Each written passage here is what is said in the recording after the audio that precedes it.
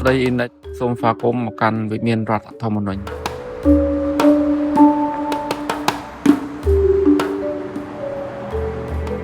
មានរដ្ឋធម្មនុញ្ញគឺជានិមិត្តរូបមួយដែលបង្ហាញនៅគុណតម្លៃនៃធម្មនុញ្ញទំនើប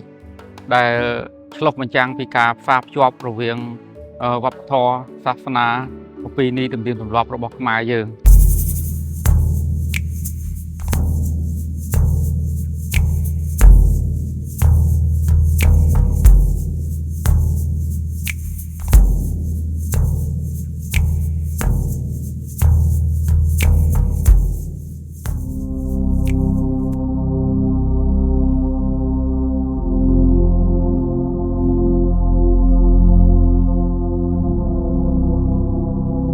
រដ្ឋធម្មនុញ្ញលើកទី1របស់ខ្មែរយើងត្រូវបានកើតឡើងនៅឆ្នាំ1947គឺជាការទទួលយកនៅទស្សនៈទានធម្មនុញ្ញនិយមបែបទំនើបហើយបន្ទាប់ពីនោះមកគឺរយៈពេល78ទសវត្សរ៍យើងមានការផ្លាស់ប្ដូររដ្ឋធម្មនុញ្ញជាច្រើនដងរហូតមកដល់ដំណាក់កាលទី6ទើបយើងប្រកាសឲ្យប្រើប្រាស់រដ្ឋធម្មនុញ្ញនៅឆ្នាំ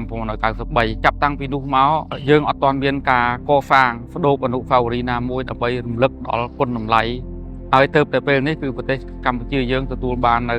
សុខសន្តិភាពហើយនឹងការអភិវឌ្ឍធានាបាននៅអាយុជីវិតរបស់ធម្មនុញ្ញនេះហើយការកើតឡើងនៅវិមានរដ្ឋធម្មនុញ្ញនេះក៏ជានិមិត្តរូបនៃការសាមគ្គីគ្នាជាធ្លុងមួយរបស់ខ្មែរយើងផងដែរការជ្រើសរើសទីតាំងសម្រាប់កសាងវិមានរដ្ឋធម្មនុញ្ញនេះត្រូវបានគិតគូរយ៉ាងផ្ចិតផ្ចង់និងគត់មុតបំផុតបាទកាលដើមឡើយគឺយើងមានវិមានឯករាជ្យគឺជាទីតាំងគោលនៅក្នុងអនៃសួនច្បារតទៅពីនឹងមកគឺយើងមានការកសាងវិមានព្រះបរមរូបហើយបន្តមកទៀតបានធ្វើការកសាងវិមានរដ្ឋធម្មនុញ្ញនេះជាបង្គ្រប់3យើងដឹងហើយថាលេខ3នេះគឺនៅក្នុងទ្រឹស្ដីជំនឿរបស់ខ្មែរយើងហៅថាទ្រឹស្ដីត្រីមូរតិនេះគឺជាជំនឿមួយរបស់ខ្មែរពីបរមបុរាណមកដែលជឿថាការកាន់យកនៅរបស់3នេះគឺជាមង្គល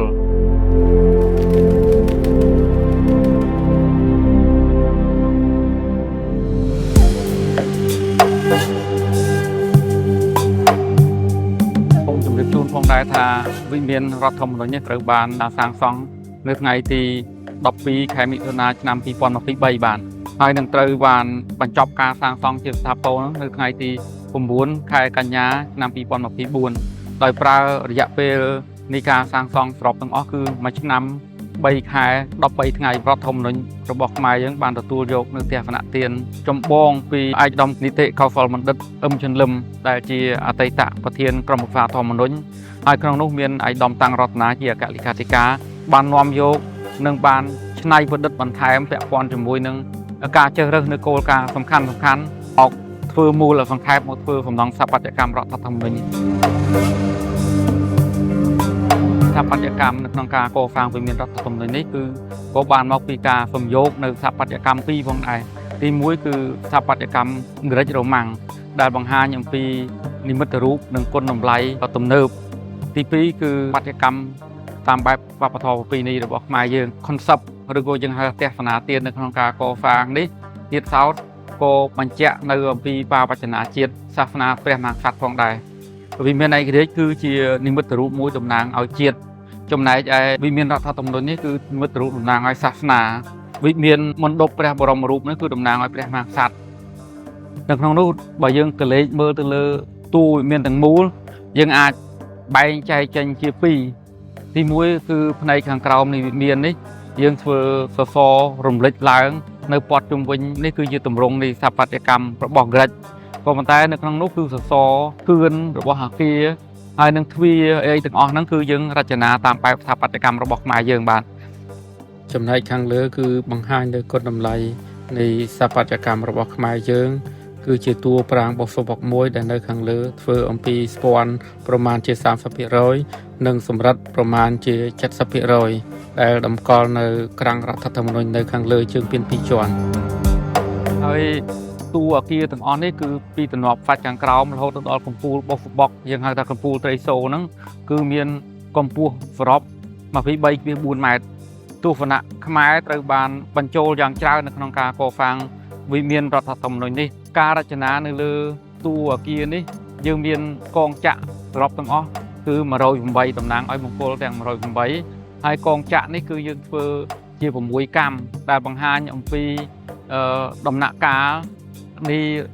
cá plak đô rọt thà thầm rồi nhìn bỏ dương là hốt mà đo đầm nạ cá đi vào mũi chia về xe nữa cứ bàn vô rước đây rọt thà thầm rồi từng ó mọc phơ bạc để rụp cam bu là phần khai từ lơ phần nòng sạp bát cam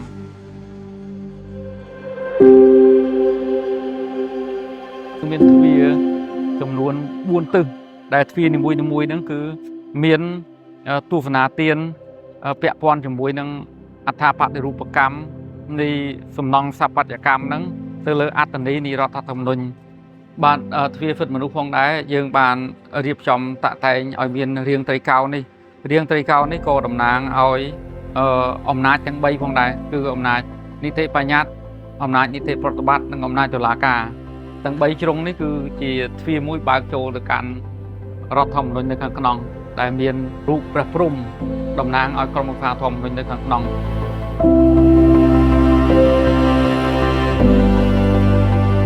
นี่คือ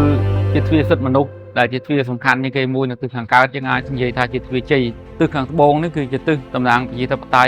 ตึกขังเล็กนี่คือจิตตึกตำนานนิติรัฐให้ตึกขังเชิงนี่คือจิตตึกตำนานเอาการใบใจจำนานในขนม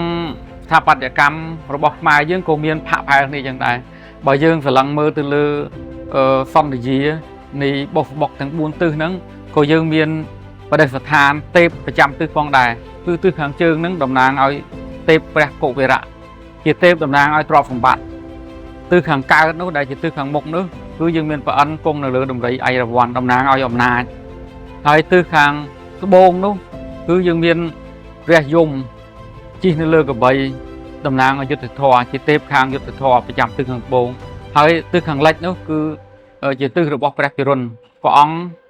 กงเลือสัตว์ทองนี่คือจีการโบกมาโจลนี่เราเวียงตุฟนาเตียนในสถาปัตยกรรมกระดิ่งมังนั่งสถาปัตยกรรมไม้ระบบยังบ้าง